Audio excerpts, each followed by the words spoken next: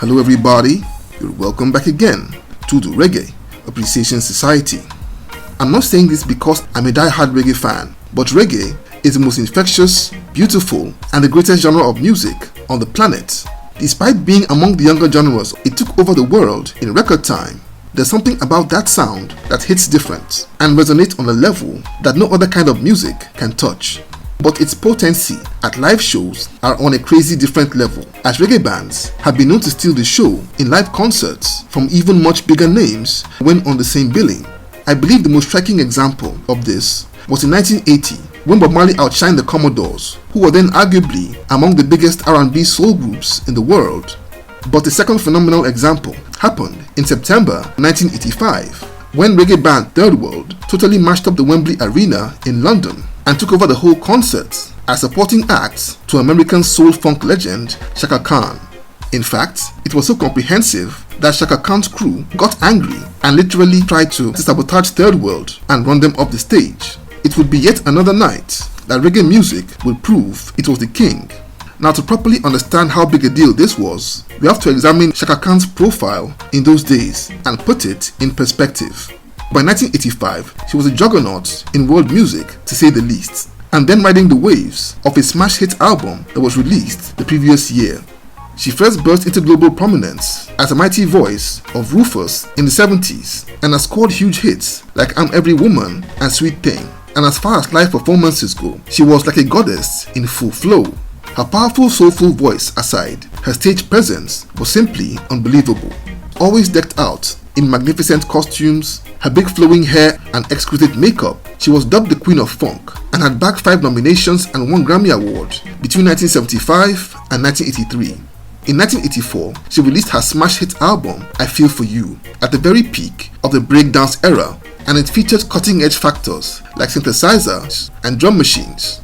This album became a Grammy-winning and multi-platinum success with monster singles like Ain't Nobody, I Feel For You, and Through the Fire, and she would end 1984 among the biggest names of that year and embarked on a stunning world tour that crisscrossed America, Canada, and Europe in 1985. In usual fashion, she put in splendid performances and effortlessly bossed every show that she headlined, even when sharing stages with new super hot pop sensations like Wham. To close the European leg of that tour, she was built to headline a show at the massive Wembley Arena in London with a reggae band called Third World as supporting acts. Now, this band were 12-year veterans at the time and were among the most talented groups that Jamaica had ever seen. A ridiculously gifted ensemble that was then referred to as reggae's own version of Earth, Wind and Fire for their awesome ability to fuse their rock-solid reggae foundation with irresistible infusions of soul and Afro-funk. They had just finished a sizzling slew of shows that made up the US Reggae Sunsplash Tour alongside Dennis Brown and Gregory Isaacs and were selected to be the opening acts to Chaka Khan. So on the evening of Saturday, the 28th of September, Third World came on stage to do their thing and warm the crowd up with their magic, and in spectacular fashion to slip into a gear quicker than Mercury. When a band has one of the best guitarists in the world in Cat Core, among the best keyboardists on the planet in Ibo Cooper, and one of the finest vocalists in Bonnie Ruggs, you just know there's going to be a problem. The band were no strangers to English audiences, as they had been thrilling crowds over there since opening for Bob Marley during the Rastaman Vibration Tour in 1974. They launched into their solid repertoire with their cover of the meditative Abyssinians classic in Satan Masagana, which got the crowd buzzing, and they picked up the tempo with the song Lagos Jump. But when they began to play their classic 96 Degrees in the Shade, the 12,000 strong audience erupted in ecstasy and almost brought the roof down.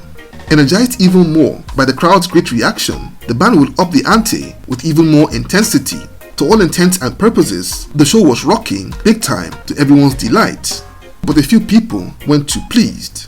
Chaka Khan's sound crew and production team were quietly seething and got agitated by the idea that Third World was stealing the show. And when they began to play their smash hits, Now That We Found Love, the crowd was whipped to a whole new level of frenzy. That was the last straw for Chaka Khan's team, and they decided to break up the party. They went over to the control room, and one of them switched on the indoor lights. So this surprised the band, but they kept on playing, and the crowd noticed that something was wrong, but regardless, the show kept on buzzing. But backstage, Third World's own crew were furious, and the promoter's team weren't too pleased either, and they all began to dash to the control room. According to Third World's then tour manager, Copeland Forbes, they all got there just in time, as Chaka Khan's crew were about to unplug the band's instruments from the power source and finally disrupt the performance. Between the promoters, Third World's crew, and technical management team that managed the Wembley Arena, they would confront and physically restrain Chaka Khan's team before tossing them out, allowing Third World to continue and finish their phenomenal sets to the massive applause of the crowd, who had gotten their money's worth. In the wee hours of Sunday morning, it was time for the main event to get started as Chaka Khan made her way onto the stage.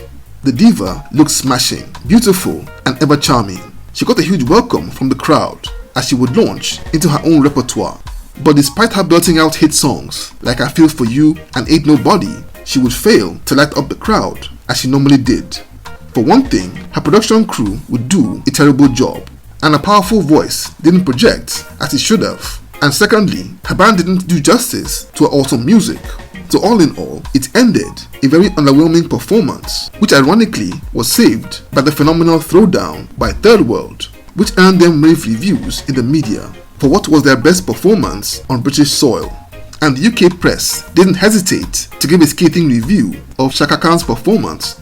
David Sinclair, the then music correspondent of the Times newspaper, wrote an article that reviewed the whole show that he titled Not Her Moment, that broke the evening down in fine detail.